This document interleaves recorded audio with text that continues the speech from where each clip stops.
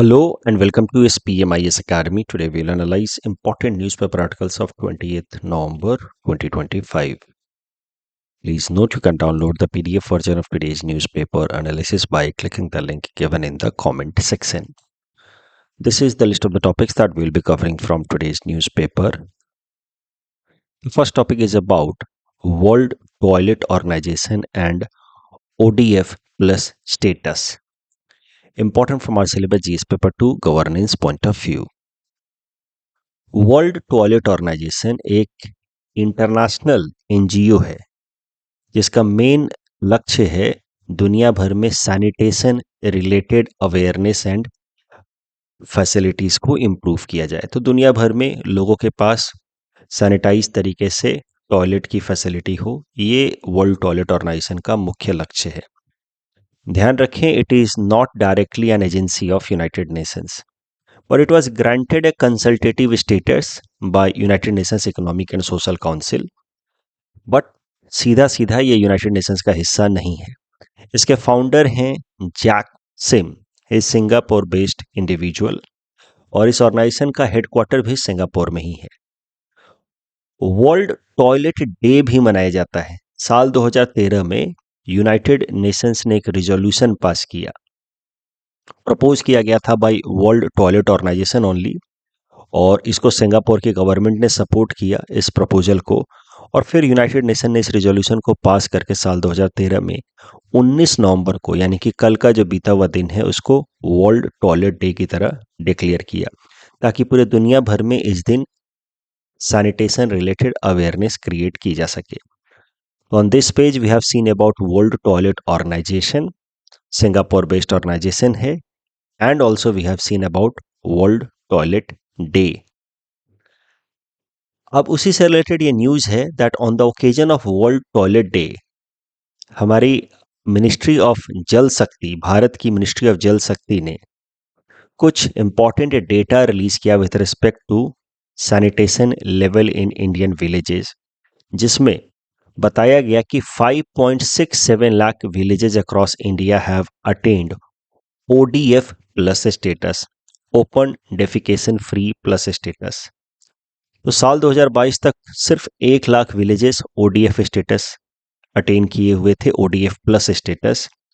अब 2025 तक the number has gone to 5.67 lakh villages, तो देयर हैज बीन 467% इंक्रीज। इसके साथ ही भारत में लगभग 95% विलेजेस ODF प्लस स्टेटस को अटेन कर चुके हैं।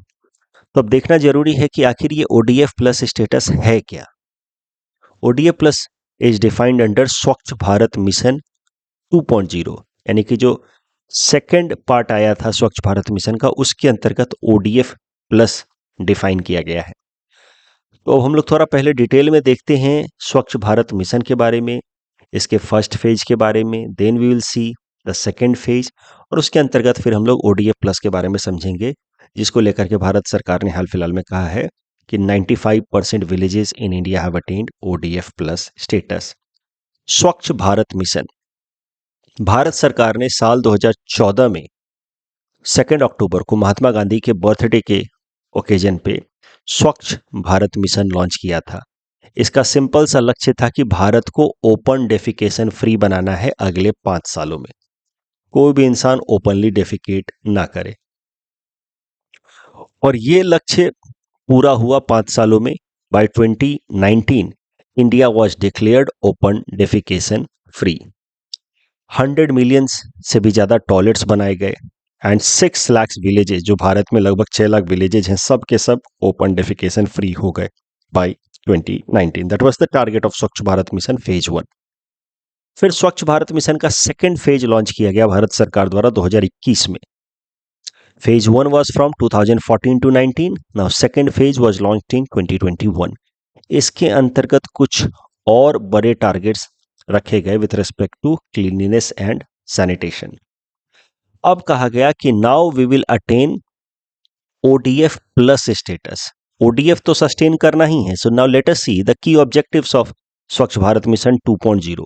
We have to sustain ODF status, वो तो करना ही है, प्लस ODF प्लस भी अटेन करना है। So apart from maintaining ODF status we have to reach next level, जिसको नाम दिया गया ODF plus in villages and cities.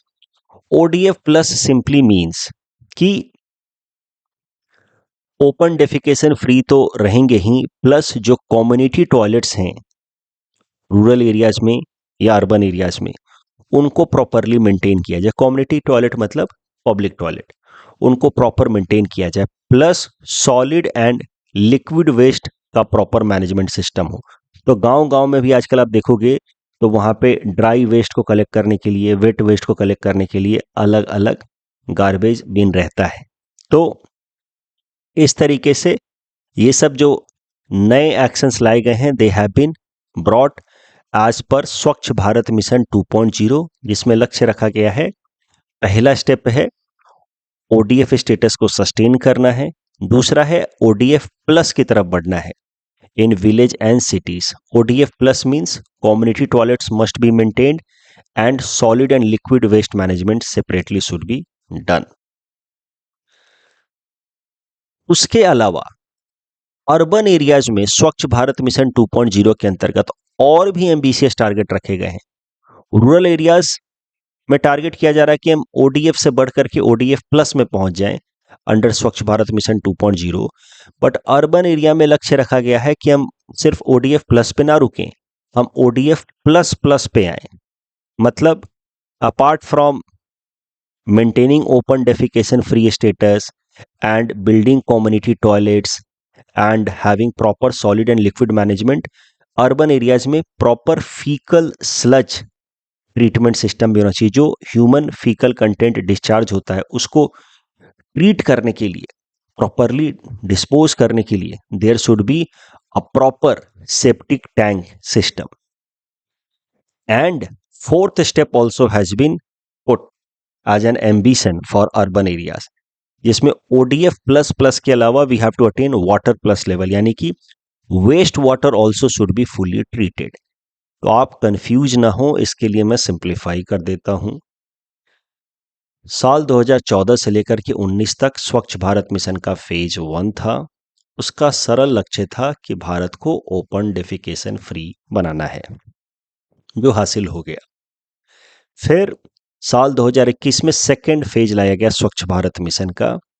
उसमें रूरल एरियाज के लिए टारगेट रखा गया कि उनको ओडीएफ प्लस बनाना है, यानी कि वहाँ पे ओपन डेफिकेशन फ्री स्टेटस तो मेंटेन करना ही है, प्लस वहाँ की जो कम्युनिटी टॉयलेट्स हैं, पब्लिक टॉयलेट्स हैं, वो प्रॉपरली मेंटेन हो, साफ सफाई होती रहे, वाटर सप्लाई उसमें आता रहे, एंड सॉलिड एंड लिक्विड का सेपरेट वेस्ट मैनेजमेंट सिस्टम हो। ये रूरल एरियाज के लिए टारगेट रखा गया ओडीएफ प्लस। अर्बन एरियाज के लिए कहा गया कि ओडीएफ प्लस के बाद ओडीएफ प्लस प्लस के लिए जाना है। ओडीएफ प्लस प्लस यानी कि जो cities ODF plus status attain कर लेंगे वो वहां रुकेंगे नहीं। Second phase of Swachh Bharat mission के अंतर्गत वो उसके आगे फिर ओडीएफ प्लस प्लस के लिए जाएंगे, यानी कि now they will look forward for proper faecal sludge या सेप्टिक सीवेज ट्रीटमेंट। जो फीकल कंटेंट घरों से रिलीज होता है उसका प्रॉपर ट्रीटमेंट करके उनको डंप किया जाए। और जो ODF plus plus status attain कर लेंगे cities, they will go for next level, that is water plus, यानी कि they will try to also ensure that waste water is fully treated. तो कई सारे जो अर्बन एरियाज हैं वो अभी ओडीएफ प्लस स्टेटस में हैं, कुछ ओडीएफ प्लस प्लस में गए हैं। Very rarely any urban city और urban area has been able to attain all the 4 stages, that is water plus as well. तो ये है discussion with respect to world toilet organization, world toilet day. उस occasion पे हमारी ministry ने कहा इतने सारे विलेजेस हो गए हैं ओपन डेफिकेशन प्लस स्टेटस को अटेन कर चुके हैं। तो विलेज लेवल पे 95% villages ODF plus status attain कर चुके हैं, लेकिन अर्बन एरियाज में और भी एम्बिशियस टारगेट है ODF plus plus and water plus. इस टॉपिक डिस्कशन के बेसिस पे ये प्रीलिम्स प्रैक्टिस क्वेश्चन है। Please attempt this question and submit the answer in the comment section. Next topic is about natural farming versus organic farming. Important from our syllabus GS paper 3 agriculture point of view. Current context देखते हैं।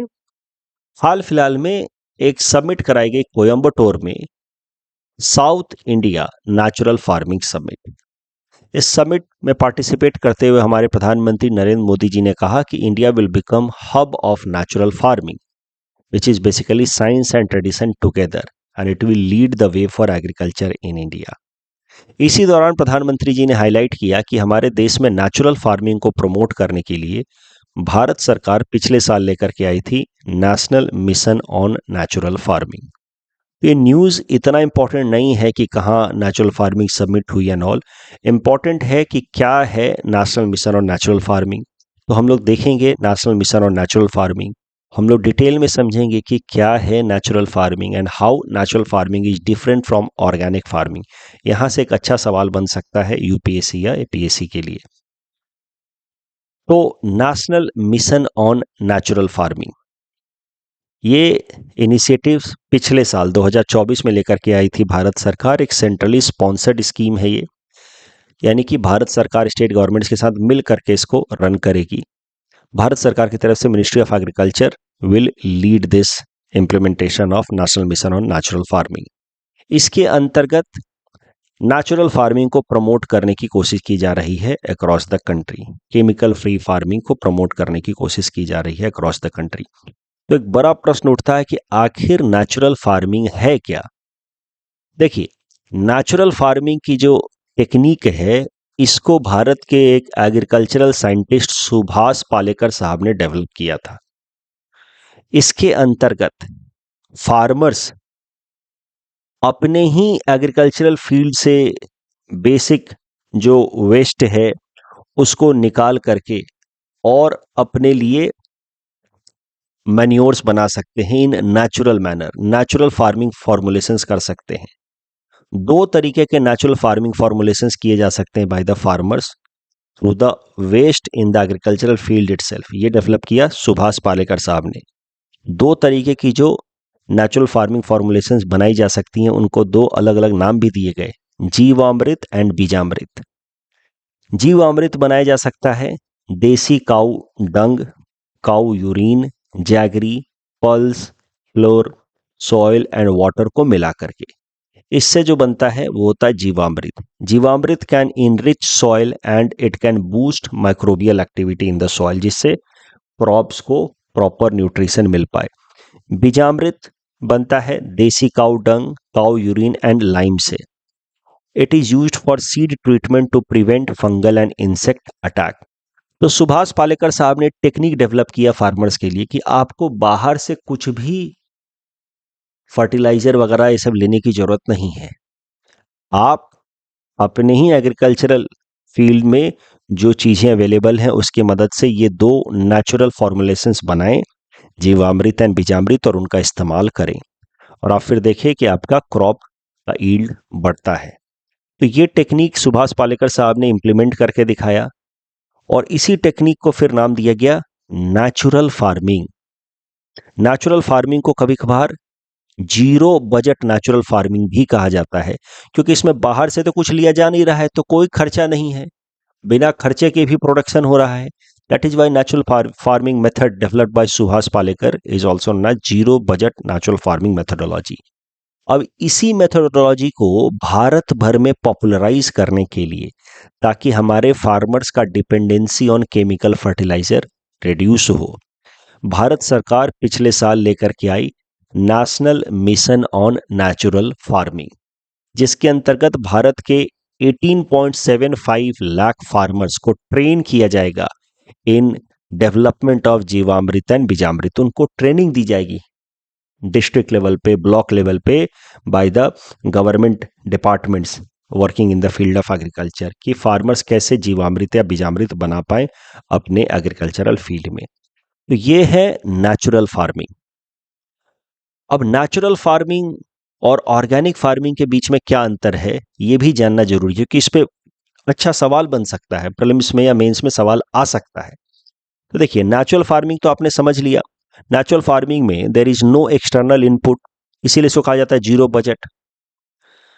लेकिन organic farming अलग होता है थोड़ा natural farming से। Organic farming में chemical fertilisers को अवॉइड किया जाता है। बट उसमें फर्टिलाइजर्स इस्तेमाल किए जाते हैं, these are known as bio fertilisers या कंपोस्ट या मैन्योर्स। तो फार्मर्स मार्केट से बायो फर्टिलाइजर्स खरीद के लाते हैं और उसका इस्तेमाल करते हैं अपने खेतों में। तो उस तरह के फार्मिंग को कहा जाता है ऑर्गेनिक फार्मिंग। अपने प्रोडक्ट को अगर आप कहना चाहते हैं कि ऑर्गेनिक फार्मिंग का प्रोडक्ट है, तो आपको अलग से सर्टिफिकेशन भी लेना होगा, उस पर लिखा रहेगा ऑर्गेनिक फार्मिंग का ये प्रोडक्ट है। नेचुरल फार्मिंग तो आप अपने लेवल पे कर रहे हैं अपने खर्चे घटाने के लिए, तो उसमें अलग से सर्टिफिकेशन की भी कोई जरूरत नहीं होती है। But organic farming has to be officially recognized, तो that requires a separate certification. तो मेन अंतर अगर देखा जाए ऑर्गेनिक फार्मिंग में और नेचुरल फार्मिंग में, तो वो ये है कि market inputs are taken in organic farming. Organic farming में केमिकल फ्री फार्मिंग की जाती है, लेकिन मार्केट से बायो फर्टिलाइजर्स लाए जाते हैं, मार्केट से कंपोस्ट लाया जाता है। That is why organic farming करने का कॉस्ट थोड़ा ज्यादा रहेगा, it is higher as far as input cost is concern, क्योंकि मार्केट से कंपोस्ट मैन्योर्स बायो फर्टिलाइजर्स लिए जाते हैं। नेचुरल फार्मिंग में market input is not taken, so that is why it is also sometimes known as zero budget farming. Natural farming is also known as zero budget farming. Natural farming के लिए farmers को अपने product के लिए अलग से certification लेने की जरूरत नहीं होती है। They do not sell in the market with separate certification that it is a product of natural farming.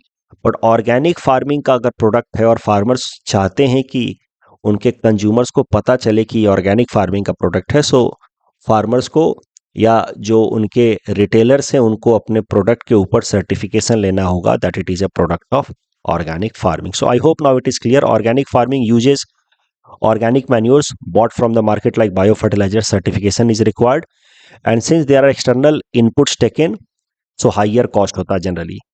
यहाँ पे no external input, so zero budget, no certification, low cost, and natural farming is focusing mainly on self reliance. वो farmers को आत्मनिर्भर बनाने पे focus कर रहे हैं कि उनको बाहर से कुछ लेना ना पड़े। अब देखिए, भारत सरकार की एक पुरानी इनिशिएटिव है national mission on sustainable agriculture, ये 2008 का इनिशिएटिव है। इसके अंतर्गत भारत सरकार लेकर के आई परंपरागत कृषि विकास योजना।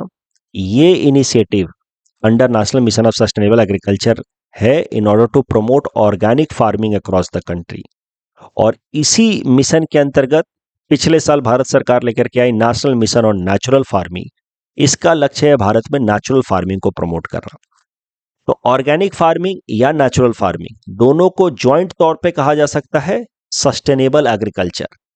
तो national mission on sustainable agriculture एक ब्रॉडर इनिशिएटिव है जिसके अंतर्गत परंपरागत कृषि विकास योजना is for organic farming and national mission on natural farming is for natural farming.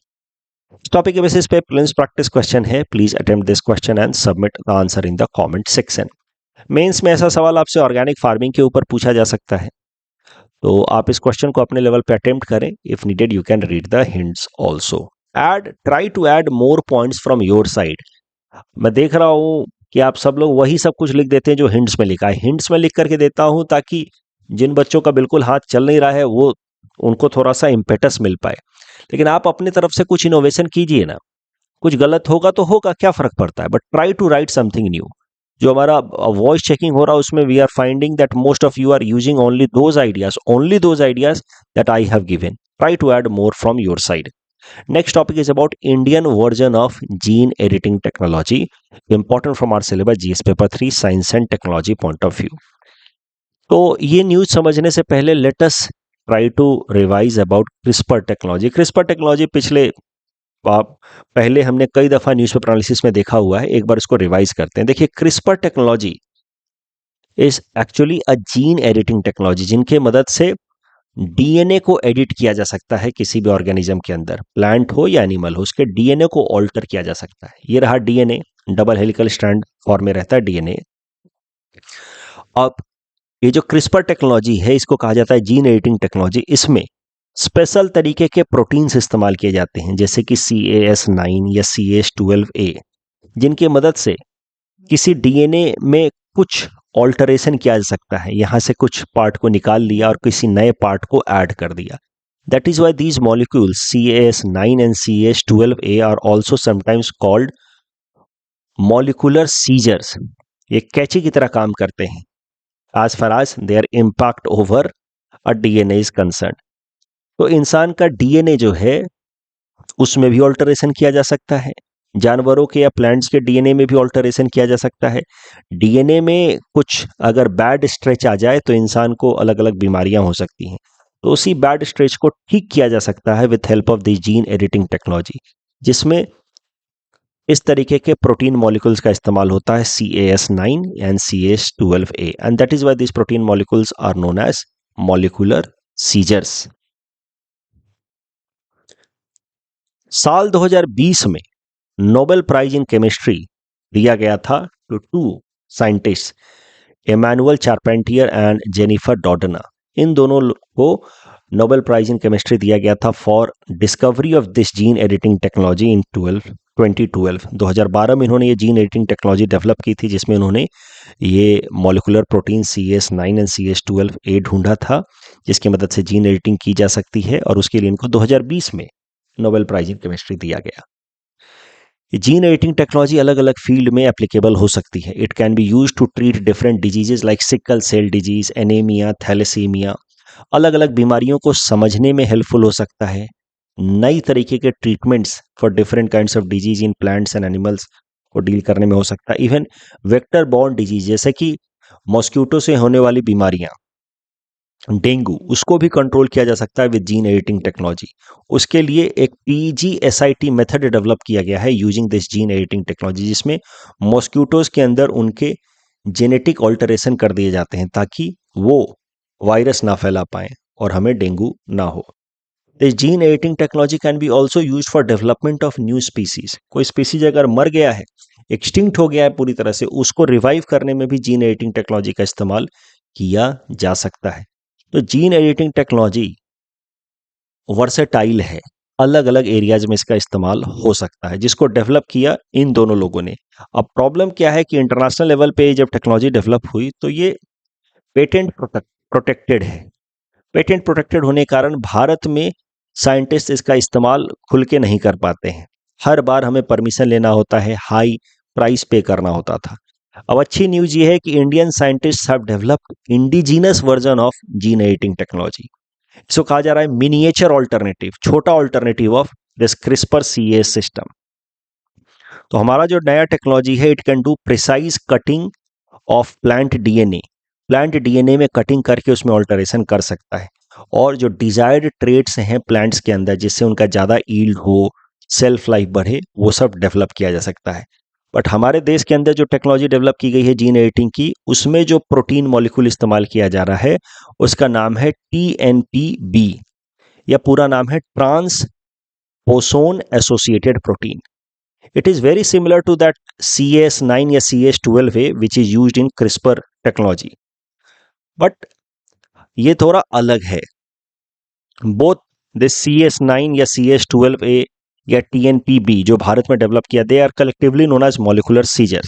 लेकिन हमारा जो Indian version of this molecular scissor है या प्रोटीन है जिसकी मदद से डीएनए ऑल्टर किया जा सकता है, it is smaller in size, so it uses smaller protein, and that is why it is easier for the Indian version to fit into cell more efficiently।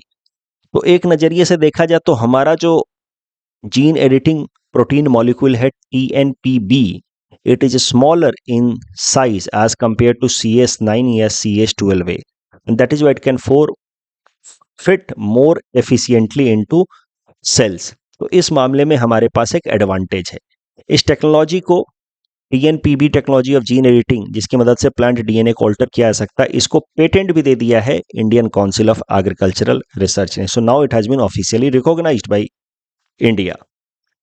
इससे डोमेस्टिक लेवल पे agricultural biotechnology में boost expect किया जा सकता है। अब हमारे यहाँ पे लार्ज स्केल पे जीन एडिटिंग करके प्लांट्स के ट्रेड्स को इंप्रूव किया जा सकता है, उनका ईल्ड बढ़ाया जा सकता है, सेल्फ लाइफ बढ़ाया जा सकता है, जिससे एग्रीकल्चरल फील्ड को बूस्ट मिल सकता है। पहले CAS9 टेक्नोलॉजी थी या क्रिस्पर टेक्नोलॉजी थी, लेकिन भारत में उसका वाइड एप्लीकेशन नहीं हो पा रहा था because of patent protection at international level. इस टॉपिक डिस्कशन के बेसिस पे ये प्रीलिम्स प्रैक्टिस क्वेश्चन है। Please attempt this question and submit the answer in the comment section. Next topic is about Indira Gandhi peace prize for year 2024. साल 2024 का Indira Gandhi prize for peace, disarmament and development has been given to Michelle Bachelet, former president of Chile. She is the first and only woman president of Chile, and she served 2 terms as Chile president. She also has been former United Nations High Commissioner for Human Rights. Indira Gandhi prize for peace and disarmament की बात की जाए तो it is given on birth anniversary of our former prime minister Indira Gandhi ji, जो 19 नवंबर को होता है. ये जो इंदिरा गांधी पीस प्राइज है, it can be given to a person या इंस्टीट्यूशन. इसके अंतर्गत मॉनेटरी अवार्ड होता है 25 लाख का, अलोंग विथ अ साइटेशन, इस तरीके का. इस टॉपिक के बेसिस पे इस तरह का सिंपल सा प्रीलिम्स में सवाल पूछा जा सकता है आपसे in the exam. Please attempt this question and submit the answer in the comment section. फसल बीमा योजना से रिलेटेड ऑफ कोर्स सीधा सीधा पहला स्टेटमेंट गलत है, बाकी दोनों सही हैं. एलिमिनेशन मेथड से भी आपको सेकंड एंड थर्ड स्टेटमेंट सही लग जाएगा. Correct answer will be option B. यहाँ पे तीनों स्टेटमेंट सही हैं नेशनल फूड सिक्योरिटी एक्ट से रिलेटेड. और काउ डुगोंग जो है, it is not found on entire coast of India, हर जगह नहीं मिलता, इस कारण से second statement is wrong, first is correct. Cambridge dictionary में जो वर्ड था पैरासोशल, उसका तो सीधा सीधा मतलब होगा option B. That's all from our side for today. Thanks for watching.